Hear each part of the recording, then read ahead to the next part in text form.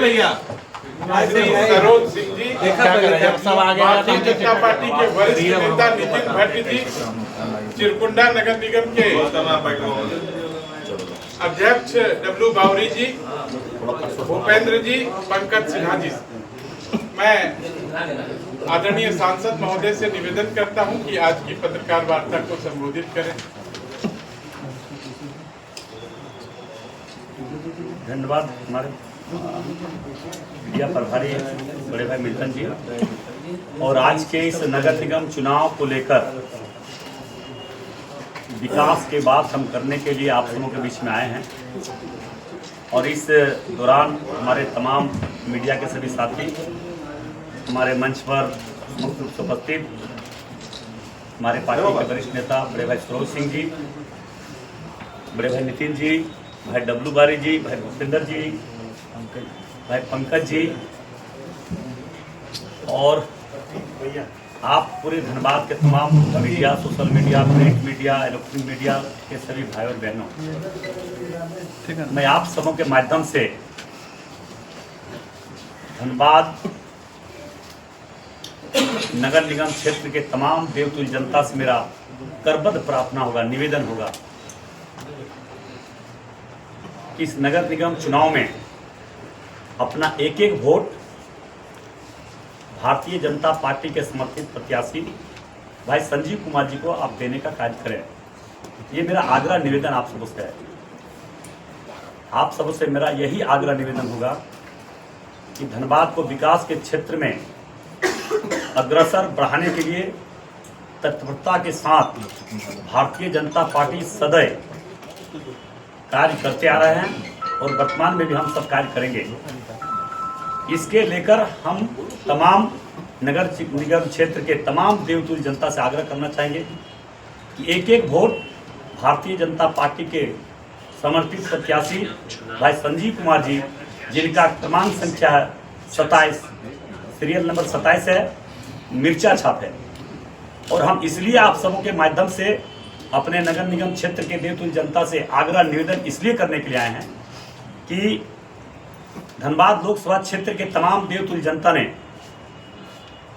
बीते लोकसभा चुनाव में भरपूर आशीर्वाद दिए और एक सांसद के रूप में अपने भाई, अपने बेटा के रूप में, अपने दोस्त के रूप में धनबाद लोकसभा क्षेत्र के जनता ने हमें चुना, अपने बेटा के रूप में हमें चुना।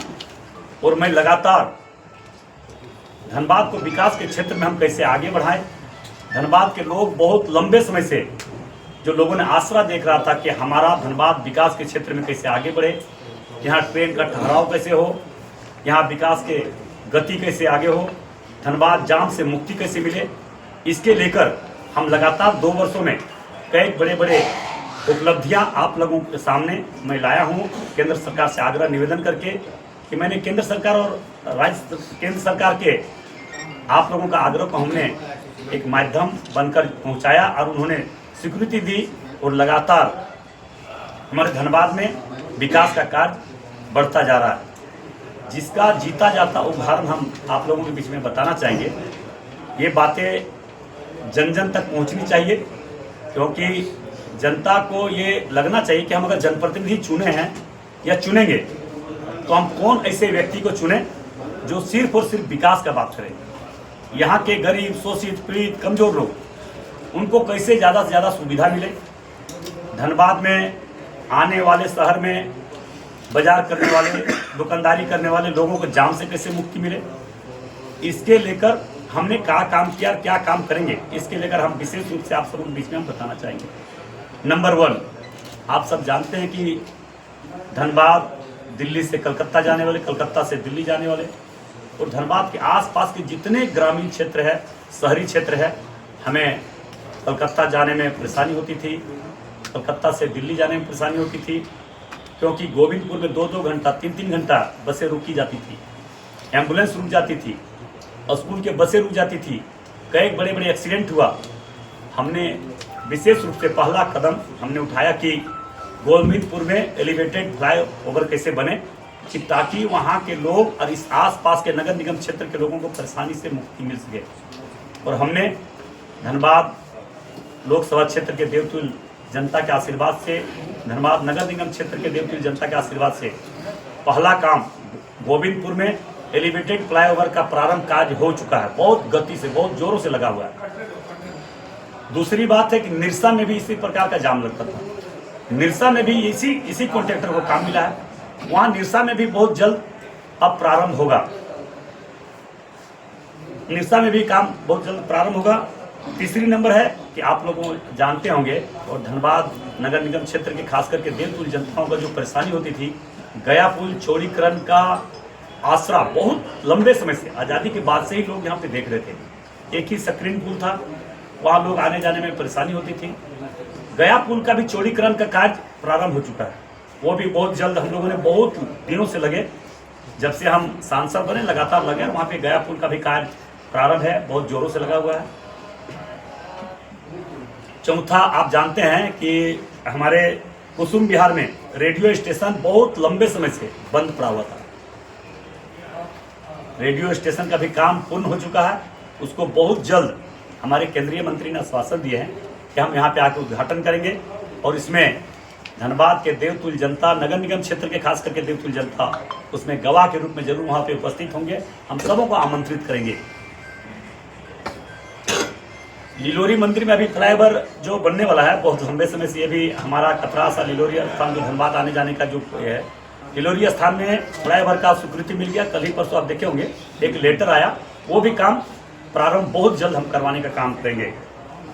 अमृत भारत ट्रेन जो कोयम्बटूर तक ट्रेन का सेवा स्वीकृति हो चुका है, वो भी बहुत जल्द आपका प्रारंभ होने जा रहा है। भोपाल एक्सप्रेस ट्रेन सेवा स्वीकृत हो चुका है, उसका भी सारा आपको डॉक्यूमेंट्स हम दे देंगे जब बोलिएगा। धनबाद से दिल्ली के लिए ट्रेन सेवा प्रारंभ हो गया है। अमृतसर भारत ट्रेन सेवा का प्रारंभ, जिसमें धनबाद में 300 सीट, पहले बहुत कम सीट था, अभी 300 सीट यहाँ से हम लोगों ने करवाया। ये जनता की सुविधा के लिए हम लोगों ने लगातार लगे हुए हैं। भागाबान से चंदन कियारी जाने वाले रास्ते में बिरसा पुल का समांतर एक उच्च स्तरीय पुल का निर्माण स्वीकृति हो चुका है। बहुत जल्द वो भी काम प्रारंभ होगा। ये सारे नगर निगम क्षेत्र में आता है। मैं आप सबसे यही आग्रह निवेदन करना चाहेंगे, आप सभी जानते हैं कि विभिन्न क्षेत्रों में जाने वाले स्पेशल ट्रेन काफ़ी संख्या में खुल रही है और जिसमें समय के लिए खुलता है, उसके बाद ट्रेन सेवा अवधि विस्तार भी होता रहा। मगर जो भी ट्रेनें ये परमानेंट नहीं था, सारे ट्रेनों को परमानेंट हम लोगों ने करवा दिया। इसका उदाहरण और इसका प्रमाण चैम्बर ऑफ कॉमर्स के पूरे धनबाद के सभी हमारे बड़े भाई लोग गए थे, उनके समक्ष हमने रेल मंत्री अश्विनी वैष्णव जी से वार्ता करवा के उन्होंने सबों के सामने आश्वासन दिया और वो लेटर भी आ चुका है। इसलिए मैं आप सबों से यही आग्रह निवेदन करना चाहिए, हर राजनीतिक दल के लोग, निर्दलीय लोग भी चुनाव यहाँ पे धनबाद में लड़ रहे हैं, मगर उनकी उपलब्धि क्या है? वो बहुत लंबे समय से कुछ लोग राजनीतिक भी किए हैं, उनका उपलब्धि जाननी चाहिए धनबाद नगर निगम क्षेत्र के देवतुल्य जनताओं को कि उन्होंने अपने जीवन काल में, अपने समय में धनबाद के लिए क्या किया। ये जानकारी जनता के बीच में होनी चाहिए और देनी भी चाहिए। मगर हम सिर्फ चुनाव में आए और चुनाव जीतकर व्यक्तिगत स्वार्थ के लेकर, कुछ अपने लोगों के स्वार्थ के लेकर चुनाव लड़ना बहुत गलत है, पाप है, अपराध है। जनता जनार्दन होता है और भगवान जनता के रूप में भगवान है। जनता भगवान के रूप होता है और उनसे धोखा देना, उनसे झूठ बोलना, उनसे प्रेम करना भगवान प्रभु श्री राम जी कभी माफ़ नहीं करेंगे और जनता भी माफ़ नहीं करेगी। इसलिए मैं खास करके ये नगर निगम चुनाव को देखते हुए मैंने ये प्रेस वार्ता किए हैं और आप लोगों के माध्यम से फिर से मैं करबद्ध प्रार्थना करते हुए अपने देवतुल्य जनता, नगर निगम क्षेत्र के तमाम लोगों से, सभी भाई बहनों से मेरा आग्रह निवेदन होगा कि आप क्षणिक स्वार्थ के लिए गलत लोगों को ना चुने, गलत लोगों को वोट ना दें, ताकि वैसे लोग, जो लोग सिर्फ सत्ता में आने के लिए पैसा का दुरुपयोग कर रहा है, पैसा का दुरुपयोग का मतलब लोगों को पैसा के दे के बहकावे में करना, मगर मुझे पूरा विश्वास है कि एक तरफ धन बल है, एक तरफ जनबल है। जनबल का मतलब भारतीय जनता पार्टी सदैव गरीब, शोषित, पीड़ित धनबाद वासियों के लिए, धनबाद के विकास के क्षेत्र के लिए हम लोग लगे हुए हैं और हम लोग लगेंगे।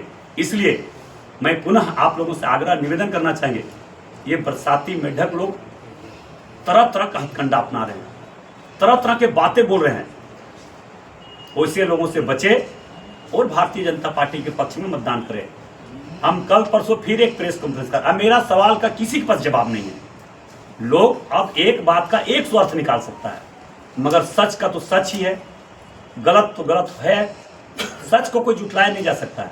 मगर यहाँ पे किसी तरह का हथकंडा अपनाना, जात पात धर्म क्षेत्रवाद के नाम पर राजनीति करने वाले लोगों को मुंहतोड़ जवाब तभी मिलेगा जब हमारे देवतुल्य जनता ने जिस प्रकार से हमें वैसे लोगों को जवाब दिया। फिर इस नगर निगम चुनाव में भी मुझे पूर्ण विश्वास है अपने देवतुल्य जनता से, धनबाद नगर निगम क्षेत्र के तमाम भाई बहनों से, कि आप अपना एक एक वोट भारतीय जनता पार्टी के पक्ष में मिर्ची छाप में 27 नंबर सीरियल में वोट दें। और मैं विश्वास के साथ कह रहा हूं, जो भी आधा अधूरा काम है, मैं हर काम पूरा करने का काम, 3 साल बाकी हर काम पूरा करने का काम करेंगे। और नहीं किए तो हम राजनीतिक अगला बार चुनाव नहीं लड़ेंगे, बशर्ते राज्य सरकार का जो भूमिका है उस भूमिका में वो निभाएं, वो सहयोग करें, साथ दे। मैं फिर बोल रहा हूं, राज्य सरकार को चुनौती भरे शब्दों में मैं बोल रहा हूं कि राज्य सरकार नहीं चाहती कि धनबाद का विकास हो। कुछ लोग नहीं चाहता कि धनबाद में विकास हो, कुछ लोग तो माफियागिरी रंगदारी पर विश्वास करता है, कुछ लोग विकास के नाम का कोई उसके पास चैप्टर में है ही नहीं, कोई उसका इतिहास में है ही नहीं।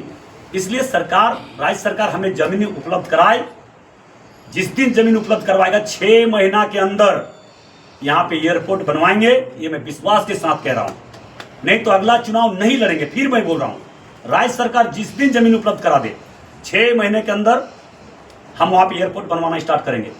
नहीं तो मैं तमाम फिर देवतुल्य जनता से आग्रह निवेदन करना चाहेंगे, आप अपने सेवक को चुने, सेवा करने वाली पार्टी को चुने, जो दिन रात आपके समक्ष एक सेवक के रूप में खड़ा है। मैं इन्हीं चंद शब्दों के साथ फिर से मैं अपील अपनी बात को करते हुए, मिर्ची छाप 27 नंबर में आप अपना एक एक वोट देकर फिर धनबाद को विकास के क्षेत्र में एक सहयोगी के रूप में, मेयर के रूप में चुनकर हमारे भाई संजीव कुमार जी को आप समूह का सेवक बनाने का काम करें। धन्यवाद।